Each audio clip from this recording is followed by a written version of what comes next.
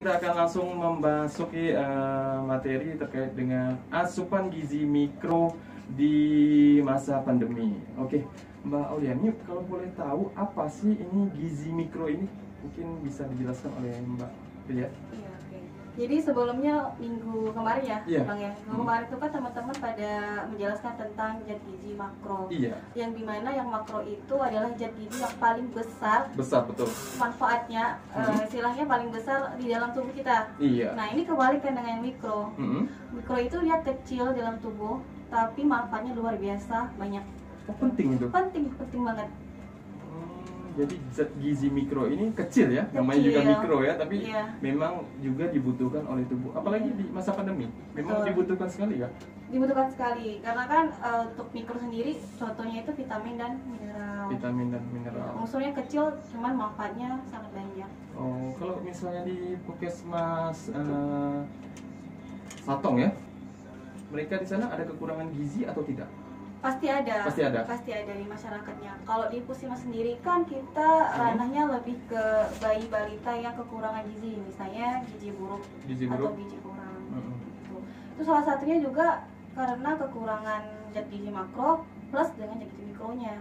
Jadi makro ataupun mikro itu saling berkaitan. Saling berkaitan.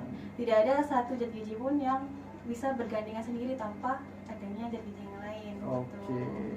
Mungkin kan zat gizi mikro ini kan terdiri dari vitamin dan mineral. Di sini saya juga beberapa lihat ada yang larut lemak, ada yang tidak. Mungkin bisa Iya, dijelaskan betul. sama Mbak Ria.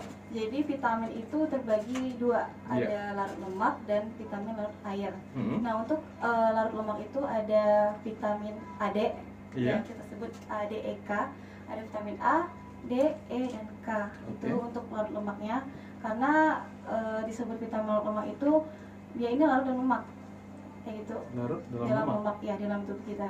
Nah, sedangkan yang vitamin larut air itu contohnya vitamin B kompleks dari B1 sampai B12, B1, B2, B3, B5, B6, B9, B10, 11 dan Banyak 12. sekali ya. Kemudian Betul. adalah vitamin C, itu adalah Vitamin C. vitamin larut air. Nah, dengan namanya sendiri vitamin air, Hmm? maka pengeluarannya juga melalui air. Itu Iya. misalnya dari urin atau keringat. Oh, seperti itu. Banyak sekali B-nya ya. Banyak. B1, B2, B3 sampai 10. Untung Iya. B29 tidak disebutkan. Kompleks jadinya vitamin Mungkin B kalau kompleks. misalnya disebutkan berbahaya ya, karena itu lain. Mineral itu sendiri apa sih fungsinya begitu Bu? Kalau mineral itu yang paling dominan fungsinya untuk cairan, Cairan ya? cairan tubuh. Mm-mm. Ya. Mineral sendiri itu ada makro juga dan Ada ada makro? mikro juga. Terbagi lagi ya? Terbagi lagi, Oke. jadi baik bagi-baginya. Nah, kalau contoh untuk yang makro itu salah satunya ya, yang Hmm. biasa kita sebut itu natrium. Natrium, Yang garam. biasanya ada ya betul, Iya. ada di garam dapur. Mm-mm. Jadi ketika ada seseorang yang tinggi, tekanan darah tingginya itu bisa terjadi karena natriumnya itu tinggi, Tinggi, mineral betul. yang natrium itu Mm-mm. tinggi. Bisa juga karena magnesiumnya, Iya. karena kan tidak ada zat gizi yang bisa berganding sendiri yang tadi itu. Betul, betul. Pasti ada saling bekerja sama, tidak mungkin dia. Zat gizi mikro ini ya ternyata memang dibutuhkan. Dulu kita minggu lalu kita bahas tentang makro ya, makro ya. Iya. Makro itu ya banyak sekali ya, dari istilahnya karbohidratnya kita tahu kan ASI apa segala macam kan memang itu konsumsi kita sehari-hari. Betul. Tapi kalau zat mikro ini terkadang orang ini berpikir kalau mikro ini ya nunggu sakit aja lah baru kita Iya, betul. konsumsi mikro ya. Apalagi di masa pandemi ini ya butuh vitamin ya, mereka borong Betul, semua. betul, Apalagi betul. itu bagaimana tanggapan Mbak Ria? Ya, tanggapan saya sih sesuai dengan pandangan ahli gizi itu salah ya. Salah. Karena kan segala sesuatu yang kita makan itu harus seimbang. Hmm. Baik lagi ke pedoman gizi seimbang, itu ada 10 pesan pedoman gizi seimbang. 10 pesan. Yang pertama itu yang Hmm. benar-benar ditekankan sama ahli gizi Indonesia ya, Iya, makan makanan yang beraneka ragam. beraneka ragam. Ya. Jadi jangan hanya makan cuma satu jenis makanan. Misalnya yang tadi itu cuma makro saja, cuma ada karbohidrat, Hmm. lemak dan lain-lainnya. Tapi vitamin dan mineralnya itu tidak ada yang mikronya. Betul. Memang terkadang masyarakat itu beranggapan kalau vitamin dan mineral itu sedikit dalam tubuh. Iya, Iya. memang sedikit, tapi itu manfaatnya itu luar biasa. Luar biasa. Iya, betul. kalau tidak ada vitamin dan mineral ya kita kekurangan tersebut Pasti itu. pasti. Apalagi di kalangan anak-anak remaja saat ini ya, apalagi ya jangan jauh-jauh ya. Itu ada beberapa keluarga bahkan kerabat itu makannya cuma ayam dengan nasi. Betul. Nah itu aja dikonsumsi setiap hari. Jadi memenuhi kebutuhan sehari-hari, tidak ada mungkin ditambah dengan pelengkap seperti sayur atau yang lainnya. Itu kalau misalnya kita lebih dominan ke makro, itu sakit atau dampak penyakit yang ditimbulkan apa itu? Bisa. Kalau kita lebih ke makro, terus vitamin yang mineral kurang, ya tetap kekurangan yang mineral itu sama vitamin. Vitamin itu kan vitamin mana dulu nih yang kekurangannya? Apakah tadi yang larut lemak atau yang tidak larut lemak tadi ya? Iya, itu biasanya kita berbicara tentang anemia atau kekurangan darah. Itu kan lebih banyak kan vitamin dan mineralnya, karena itu di bagian mineral kalau kurang darah. Ketika kita cuma makan yang bagian makronya, tapi mikronya kita kurangin, yaitu bisa menyebabkan kekurangan darah. Karena darah itu istilahnya lebih banyak, makanan yang mengandung darah itu banyaknya di zat besi atau Fe. Memang di protein itu ada, jadi di karbohidrat juga ada, protein ada, lemak ada. Cuman yang paling dominan itu adanya di vitamin dan mineral. Gitu. Lebih ke ya sayur-sayuran atau buah-buahan ya. seperti itu ya. Jadi sebenarnya kalau dibilang juga nasi ada, mineral dan vitaminnya ada. Cuman kan yang lebih dominan itu ke sayuran buahnya. Sayuran dan buahnya. Jadi kalau misalnya kita bilang tuh misalnya ayam, ya ayam memang protein, umumnya memang protein hewani. Tapi di ayam ini juga ada vitamin dan mineralnya, cuma sedikit kandungannya. Sedikit sekali ya. Jadi cuma berapa miligram dalam tubuh ya, tidak sesuai dengan yang mikronya gitu. Jadi makanya harus ditambah dengan yang mikro.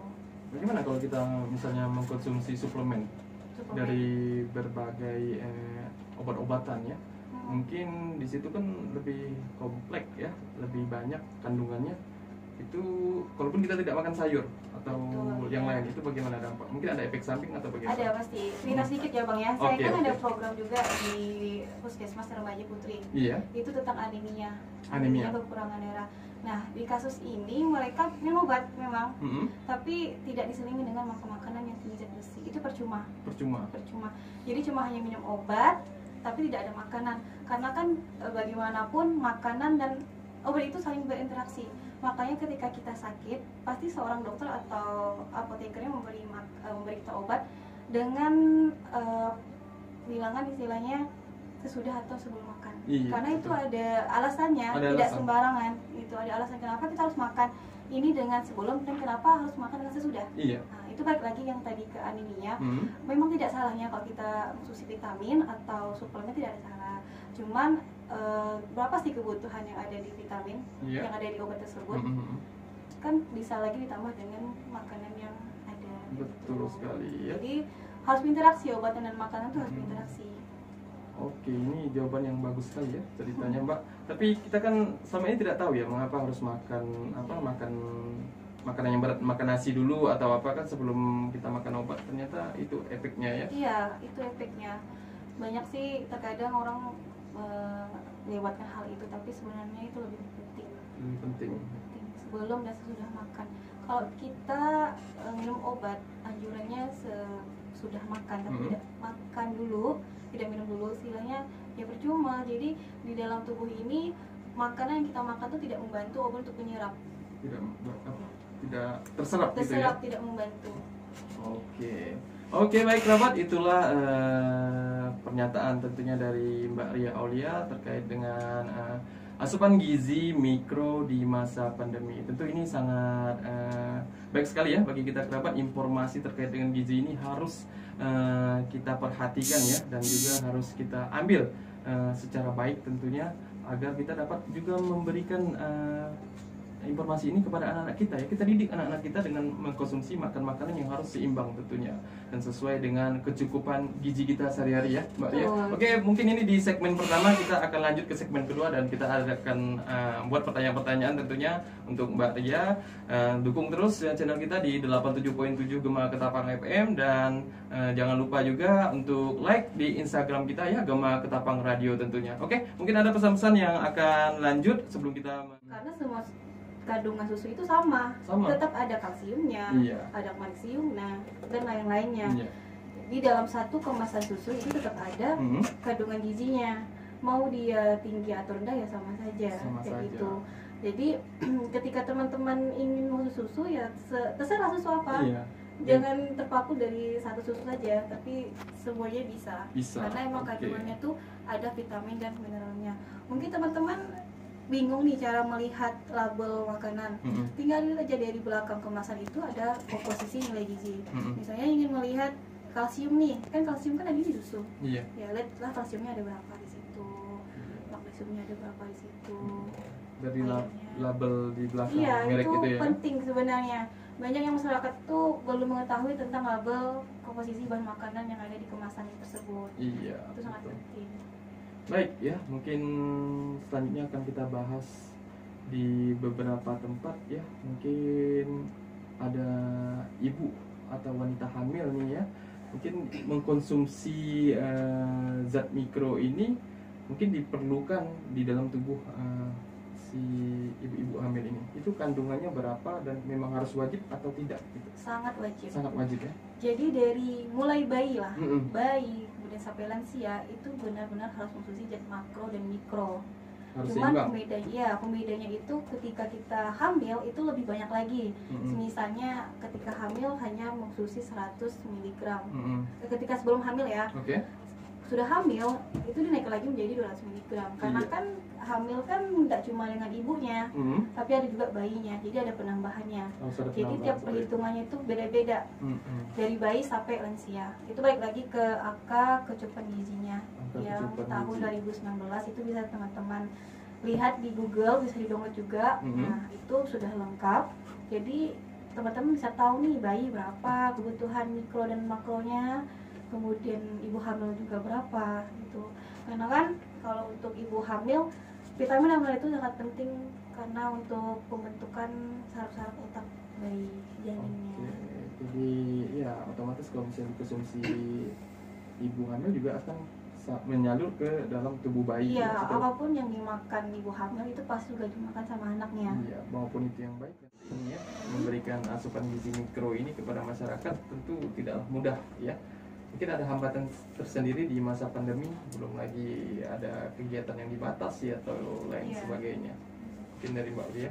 Jadi semenjak pandemi ini tahun 2019 Maret itu saya benar-benar ingat karena pas Maret itu program saya berhenti semua. Berhenti ya? Berhenti semua. Jadi saya tuh bingung Bang, gimana nih cara jalankan program ini karena pertengahan tanggal 19 ya salah itu sudah pada tutup semua sekolah dan lain-lain. Padahal kita di Puskesmas sedang jalan ke programnya.